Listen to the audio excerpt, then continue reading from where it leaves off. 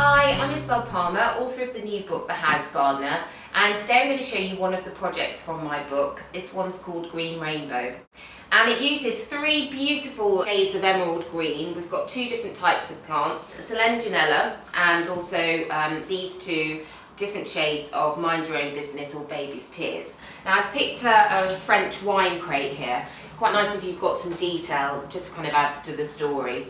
So these are quite delicate plants. Actually the Mind Your Own Business is from the nettle family, but it's not as hardy as that. So I've used an array of tools here which are really good for kind of any house gardening.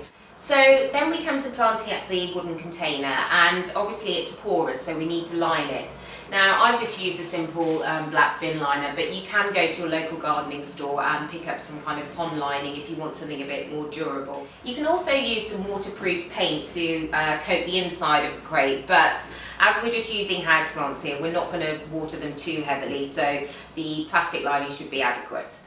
And on the bottom I've just kind of placed these large pebbles and then a layer of kind of finer pebbles, gravel. This just helps with drainage because we haven't actually got any holes in the box or the container to allow excess water off, so it just stops the roots drowning. So I've just lined this container with houseplant potting mix, and I'm just going to take this spade and just dig out 3 little holes for the plants to kind of lie in. And I'm just going to give this a really good water because it will just help the plants to adapt. So as I said before, these plants are really delicate, so you just need to check that the roots haven't become pot bound. So I just gently use these tweezers and just push the plant up just so that it's easy to take out, and just gently cut the base of the kind of plant and ease it out of its pot. And then you can just use your spade just to kind of dig in, and then you can just place the plant. And you just want to make sure that you kind of see that the lovely green kind of foliage is just kind of lapping over the edges.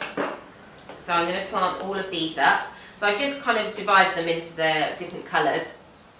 So we have the finished container planted up here, and I'm just going to finish it off with some gravel.